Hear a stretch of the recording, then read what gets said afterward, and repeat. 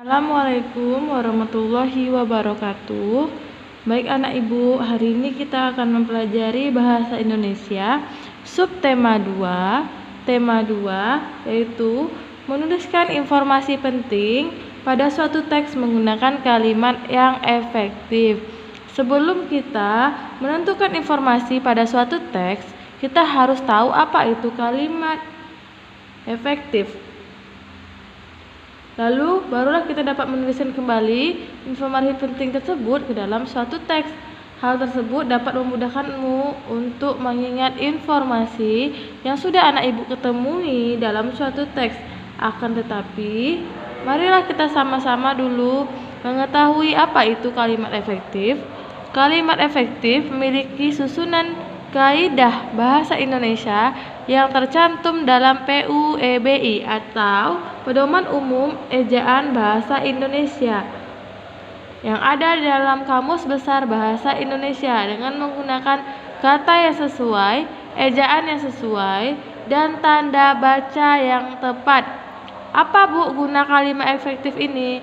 Guna kalimat efektif ini adalah untuk membuat pembaca langsung mengerti apa maksud dari kalimat tersebut supaya tidak rancu. Lalu menyederhanakan kalimat sesederhana mungkin sesuai dengan ejaan tanda baca yang tepat.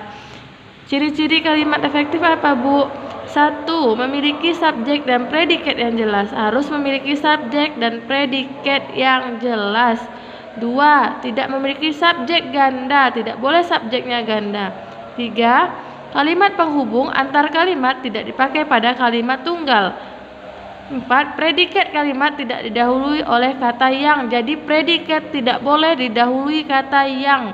Bu, bagaimana cara membuat kalimat efektif? Kalimat efektif memiliki urutan seperti ini.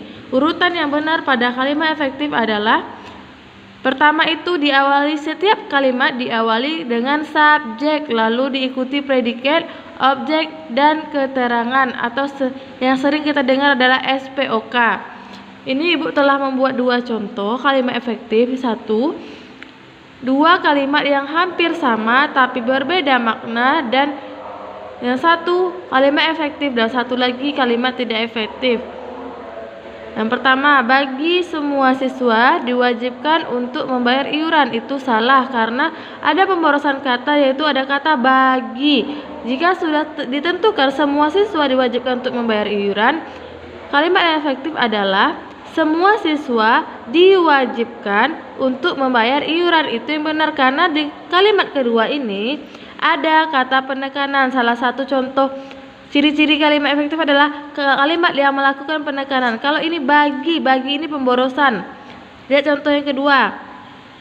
Dalam menyusun makalah itu ada tanda koma, tanda baca. Saya dibantu oleh para guru. Itu benar. Yang kedua, yang contoh kedua, penyusunan makalah itu dibantu oleh para guru. Menyusun atau penyusunan. Menyusun itu membuat, penyusunan itu setelah membuat. Yang mana yang benar kira-kira biar tidak rancu? Yang pertama, dalam penyusunan makalah itu saya dibantu oleh para guru. Lanjut, yang kedua adalah melengkapi peta pikiran menggunakan kalimat efektif. Anak ibu pasti semua sudah bisa membuat peta pikiran. Peta pikiran yang sebelumnya anak ibu buat itu adalah peta pikiran ide pokok pada paragraf. Ide pokok paragraf pada suatu teks. Yang pada tema 2 subtema 2 ini, informasi penting yang terdapat dalam suatu teks. Jadi sebuah teks itu pasti ada informasi tersuratnya, dapat disajikan dalam bentuk peta pikiran. Bagaimana bentuk peta pikiran? Bentuk peta pikiran seperti ini ya anak ibu ya. Lalu peta pikiran ini memudahkan pembaca teks menemukan informasi yang terdapat pada teks tersebut, dan akan lebih baik ketika membuat peta pikiran menggunakan kalimat efektif agar pembaca yang membaca peta pikiran kita dapat mencerna kata-kata yang baik.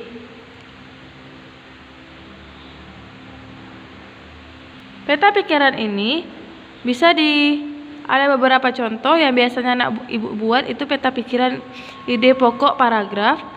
Sekarang kita coba mencontohkan peta pikiran menggunakan 5W1H. Apa, Bu? 5W1H. 5W1H adalah peta pokok suatu metode yang menggunakan kata tanya. Jadi 5W1H adalah beberapa kata tanya. 5W itu yang what, apa, who, siapa, when, kapan, why, mengapa, where, di mana, dan plus 1H how, bagaimana. Ini dia kata tanya yang akan kita tuliskan di dalam peta pikiran. Bagaimana, Bu, cara membuat peta pikiran? Yang pertama, pastikan tema utama terletak di tengah-tengah. Ini yang di tengah-tengah adalah tema, terletak di tengah-tengah. Lalu dari tema tersebut akan muncul turunan tema atau informasi terdapat pada teks. Di sini kita menggunakan kalimat tanya. Jadi setiap ini ada informasi-informasi yang terdapat dari turunan tema tersebut sesuai dengan teks yang kita baca. Lalu buatlah peta pikiran dengan kalimat yang efektif. Kalimat yang efektif itu adalah kalimat yang berurutan subjek, predikat, objek, dan keterangan. Seperti ini anak ibu ya. Baiklah, sekian dari materi bahasa Indonesia subtema 2. Tema 2 pada hari ini. Jangan lupa kerjakan tugasnya di buku tugas. Assalamualaikum warahmatullahi wabarakatuh.